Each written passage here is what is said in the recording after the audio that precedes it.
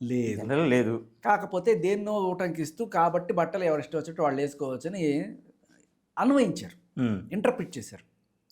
అప్పటి నుంచి మా హక్కు, మా ఇష్టం అన్నట్టుగా ఉంది. అయితే వాక్ స్వాతంత్రమైన, బట్టల స్వాతంత్రమైన ఉన్నాయి. హ్మ్. దాని అర్థం బుద్ధులు తిట్టమని కాదు. బుద్ధులు తిడితే లోపలేస్తారు హ్మ్. కదా! అవును. అలాగే బట్టల్లో కూడా చెయ్యి, అతి చేయకు. హ్మ్. అతి చేసినా కూడా అబ్‌సీన్ ఉంది. 294 పక్కన లోపలేస్తారు.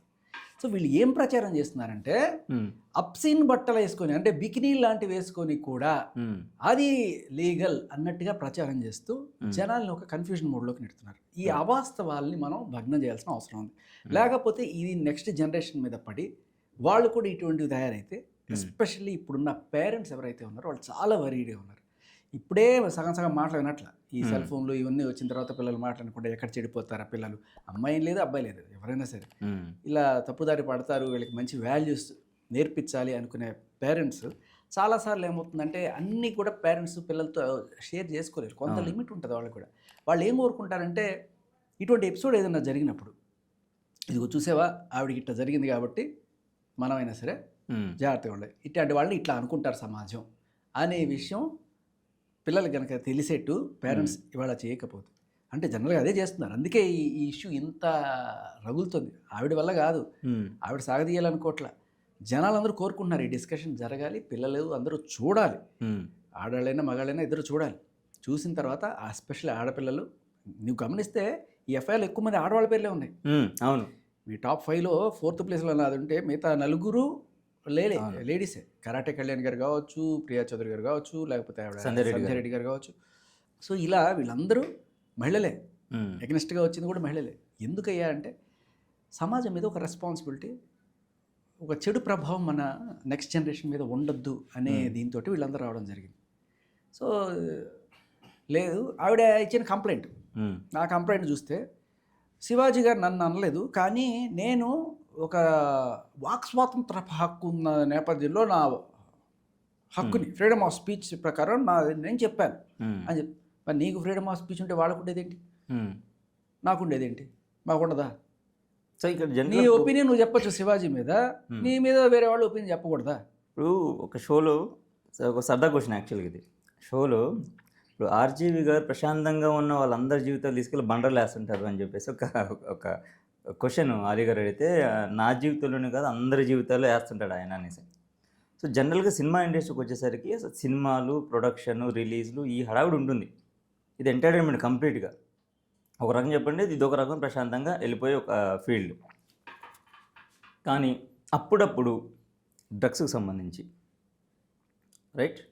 ఇప్పుడు ఇలాంటి వాటికి సంబంధించి అండ్ బెట్టింగ్ యాప్స్‌కి సంబంధించి అండ్ అంతకుముందు మీరు బాగా ఇన్వాల్వ్ అయ్యి కొన్ని ప్రాబ్లమ్స్ ఫేస్ చేసి తిట్టించుకొని ఇబ్బందులు పడ్డ రాజధాని ఇష్యూకి సంబంధించి ఇది ఎప్పుడో ఒకసారి వస్తే దాని ఇంపాక్ట్ 1 మంత్, 2 మంత్, 3 మంత్స్ అలా కొనసాగుతూనే ఉంటుంది. అంటే ఏదైనా ఒక వైరల్ అవ్వాలన్నా, పాపులారిటీ కోసం చేస్తున్నారా అనేది కామన్‌గా కొంతమందికి వస్తున్న ఒక పెద్ద డౌట్. ఇలా ఇలా అనుకునే వాళ్ళందరికీ నేను చెప్పేదేంటంటే, నేనే గనక నా వైరాలిటీ కోసమో, దేనికోసమో చేసేటప్పుడు నేను నాట్ ఓన్లీ మీరు శేఖర్ భాష గురించి అనట్లేదు నేను. మిగతా వాళ్ళ సంగతి నాకు తెలియదు. నా సంగతి నేను చెప్తా మీకు. హ్మ్. నాకే ఆ పిచ్చుంటే నేను నా ఇన్‌స్టాగ్రామ్‌లోనో, ఫేస్‌బుక్‌లోనో ఇప్పుడు చిన్మయి గారు ట్వీట్లు చేస్తుంటారు చూసారా? ఆవిడ ట్విట్టర్‌లో లేకపోతే ఈవిడ ఇన్‌స్టాగ్రామ్‌లో పోజులు పెట్టుకుంటున్నట్టు. నేను ఏ రోజు సరే ఆళ్ళ పర్సనల్‌లో పెట్టుకున్న పర్లా. అవతల వాళ్ళని కించపరుస్తూ మాట్లాడిన మాటలు కూడా వాళ్ళ దాంట్లో పెట్టుకుంటున్నారంటే, నేను ఏ రోజు అలా పెట్టుకోలేదే. హ్మ్. ఉన్నారు ఫేస్‌బుక్కు, ఇన్‌స్టాగ్రాము నాకు ఉన్నాయి. కానీ నేను ఎప్పుడు కూడా మీరు గమనించండి ఎప్పుడు కూడా ఈ ఇష్యూలకు సంబంధించి నేను పోస్టులు పెట్టను. హ్మ్. అంటిల్ అన్లెస్ నా మీద పర్సనల్‌గా వచ్చినప్పుడు మాత్రమే నేను ఏదైనా పెడతా. అది కూడా ఇప్పుడు అసలు చాలా రేర్. హ్మ్. నేనేంటంటే మీరందరూ కూడా వచ్చారు అనుకుంటారు. కానీ వచ్చింది ఏంటి? మీరు ఇంటర్వ్యూకి పిలిస్తే నేను వస్తా. మీరు అడిగిన వాటికి నేను సమాధానం చెప్తాను. అవును. నా ఒపీనియన్ వల్ల కొంతమందికి లాభం అవ్వచ్చు, నష్టం అవ్వచ్చు. ఎవరికి లాభం అవుతుంది అని నేను అనుకుంటానంటే సమాజానికి లాభం అవ్వాలని కోరుకుంటాను. హ్మ్. ఎవరికైతే నష్టపడుతుంటారో వాళ్ళు రకరకాలుగా కేసులు పెట్టి నా నోరు మూయించాలని ప్రయత్నం చేస్తుంటారు. ఇప్పుడు శేఖర్ భాషకు సంబంధించి మాట్లాడుకుందాం సార్. ఫర్ ఎగ్జాంపుల్ శేఖర్ భాషకు సంబంధించి. ఇప్పుడు ఇండస్ట్రీలో చాలామంది ఉన్నారు. పెద్ద పెద్ద వాళ్ళందరూ ఉన్నారు. వాళ్ళ క్లోజ్‌గా ఉన్నవాళ్ళు ఉన్నారు. సో, మీరు యాక్చువల్‌గా సినిమా ఇండస్ట్రీలో అంటే కొంత డైరెక్ట్ టచ్ లేకపోయినా కొంత ఇండైరెక్ట్‌గా టచ్ ఉంది. అయితే ఇప్పుడు మీకు నాకు తెలుసు మీరేంటి అనేది మీడియాలో ఉన్న వాళ్ళకి తెలుసు. అంటే 1-to-1 ఉన్న ఏ పర్లేదు మొహమాటాలు లేకుండా అడగండి. But out of the box అంటే ఇప్పుడు సోషల్ మీడియా ఫాలో అయ్యే వాళ్ళు కానివ్వండి, లేకపోతే మిగతా వాళ్ళు ఇండస్ట్రీకి కనెక్షన్ లేని వాళ్ళు ఏమనుకుంటున్నారంటే ఒక ఇష్యూలో ఏదైనా తలదూర్చి దానికి సంబంధించి పోరాడి చేస్తే శేఖర్ భాషకి ఒక బల్క్ అమౌంట్ వస్తుంది, లేకపోతే డబ్బుల కోసం చేస్తున్నాడు అనేది ఒక స్పెక్యులేషన్. నేను ఇది కన్ఫర్మేషన్ కూడా అనట్లేదు, నేను అనేది నా పాయింట్ కూడా కాదు. ఓకే. ఎందుకంటే రాజధాని విషయంలో మీరు ఎంత అగ్రెసివ్గా మాట్లాడారో పోలీసుల చుట్టూ కోర్టుల చుట్టూ చాలా చాలా జరిగింది. మీకు అర్థం కావాల్సిన విషయం అదొక పాయింట్. మీరు అందరూ అనుకుంటున్నారు నేను ఎక్కడ నేను వచ్చాను అనుకుంటున్నారు కదా. నిజానికి రాజధాని విషయం కావచ్చు, లేకపోతే అనసూయ విషయం కావచ్చు, వీటన్నిటికీ కూడా మీడియా వచ్చింది, నేను కాదు. మీరు గమనించండి, నేను ఎక్కడ మళ్ళీ అదే చెప్తున్నా, నేనే వచ్చి ఉంటే నా ఇన్స్టాగ్రామ్ నా ఫేస్బుక్లో ఉంటాయి కదా, ఇంతమంది మీడియా ఛానల్స్ వాళ్ళు నన్ను పిలిచి నన్ను ఇంటర్వ్యూ చేశారు. ప్రతి మీడియా ఛానల్కి మీరు చెప్పే మాటల్లో నిజం ఉంది, దీంట్లో ఏదైనా సమాజానికి ఉపయోగపడుతుంది, లేకపోతే మనం అదర్ వర్షన్ కూడా వినిపించాల్సిన బాధ్యత మన మీద ఉంది అనుకొని నన్ను పిలిచారు. నేను మీడియా ఎక్కువ పెట్టిన బాణం తప్ప నా అంతటి నేనుగా రావడం కాదు. మీడియా ఎస్ షీఈ్ రాంగ్ అనుకుంది, ఆర్ ఎల్స్ ఖచ్చితంగా అవతల వాళ్ళ వర్షం వినాలని అనుకుంది.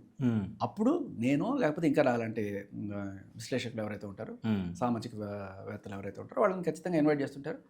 సో మాట్లాడినప్పుడు ఇంకా అమ్మో మిగతా వాళ్ళకి నాకు బేసిక్గా తేడా ఏముంటుందంటే, ఇప్పుడు మీరు అన్నారు ఒక మాట, ఎంత డబ్బులు శేఖర్ భాషకి వచ్చి ఉంటుంది అని. ఇలాంటి ఆరోపణ నేను మీ మీద చేయాలనుకోండి, నేను గోవింద్ గురించి రీసెర్చ్ చేసి ఇదిగో ఒక బ్యాంక్ ట్రాన్సాక్షన్ అని చెప్పి తీసుకొస్తే తప్ప నా నోటి నుంచి అలాంటి మాట రాదు. ఆధారాలు లేకుండా మాట్లాడు, ఆధారాలు ఉంటే అవన్నీ వదలదు. అవును. సో బేసికల్లీ ఏంటంటే నేను అనేది అదే, ఇప్పుడు ఇలాంటి ఎవరైనా అడిగారు అనుకోండి, నన్ను డిఫేమ్ చేసావని చెప్పి నేను మీరు కేసు పెట్టచ్చు. నేను తీసుకుని నువ్వు చూసావా అని చెప్పి నేను వెళ్ళి కేసు పెట్టాను. చిల్లర నాకు ఈ వీటితో పని లేదు. బట్ కొంతమంది ఉంటారు, దిగుతూ నన్ను అనేసాడు, నన్ను ఇది చేసాడు పెట్టి కేసులు పెట్టుకుని ఉంటారు. నేను అందుకే అడుగుతున్నాను, ఎందుకంటే కొంతమందికి ఉన్న ఒక డౌట్ అది బేసిక్గా. ఇప్పుడు సమాధానం చేస్తున్నాడు, ఇప్పుడు ఆర్జే హ్యాపీగా ఆయన జాబ్ ఆయనకు ఉంది, బిగ్ బాస్ కంటెస్టెంట్, ఒక పాపులారిటీ ఉంది, ఆయన ట్రై చేసి సినిమాలు వస్తాయి, మంచి మంచి క్యారెక్టర్స్ చేయొచ్చు. మీకు చెప్తా, ఈ పాజిటివ్ యాంగిల్ ఉంది. ఎందుకు చెప్తా నేను ఆర్జేగా ఇప్పటికీ 2007 అంటే 19 ఏళ్లలో నేను చూడని హైట్స్ లేవు, నేను చేయని ఫీట్స్ లేవు. భారతదేశం మొత్తం మీద highest number of IRF India radio form అంటే ఒక ఆర్జేకి ఆస్కార్ లెక్క, అటువంటిది 18 సార్లు కొట్టాను నేను.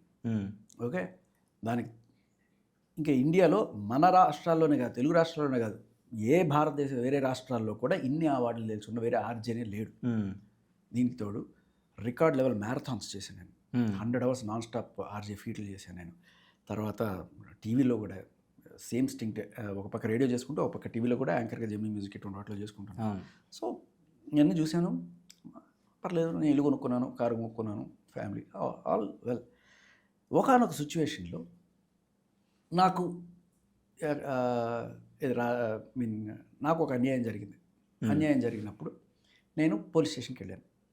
నాకు ఏమీ తెలియదు అప్పుడు దాకా ఈ పోలీస్ స్టేషన్లో ఎలా ఉంటాయి ఏంటి. సరే నాన్నేవో కేసులు చూస్తూ ఉంటారు అడ్వకేట్గా ఉన్నప్పుడు, ఏ రోజు నేను అసలు పట్టించుకోవాలి. ఫస్ట్ టైము అది కూడా నాన్నకి చెప్పుకునే సమస్య, అంటే ఇంట్లో చెప్పుకోలేని పరిస్థితి నాది. ఓకే, ఒక అమ్మాయి నన్ను వేధిస్తుంది, బ్లాక్మెయిల్ చేస్తుంది, చచ్చిపోతా, ప్రేమించాలి. ఇంకా నాన్న బిఫోర్ మ్యారేజ్ అయ్యేది, ఆఫ్టర్ మ్యారేజ్, పెళ్ళి పిల్లప్పుడే, పిల్ల మా ఆవిడ కడుపుతున్నప్పుడు యాక్చువల్గా ఇది. ఓకే. సో నేను చూసి ఏం చేయాలి అని చెప్పి ఆఖరికి ఏ స్టేజ్కి వెళ్ళిపోయానంటే, కొంతమంది సైకోలు ఉంటారు అంతే కదా. సో పోలీస్ స్టేషన్కి వెళ్ళి ఫస్ట్ టైం వెళ్ళాను. ఎందుకంటే ఇది ఇంట్లో తెలియడం కూడా నాకు ఇష్టం లేదు. వెళ్ళి కంప్లైంట్ ఇచ్చినప్పుడు అప్పుడు పోలీస్ స్టేషన్లో నేను చూసిన పరిస్థితులు, అంటే మగాడు పరిస్థితి ఎలా ఉంది, నాకు అక్కడ ఒక కానిస్టేబుల్ సంజాయించాడు.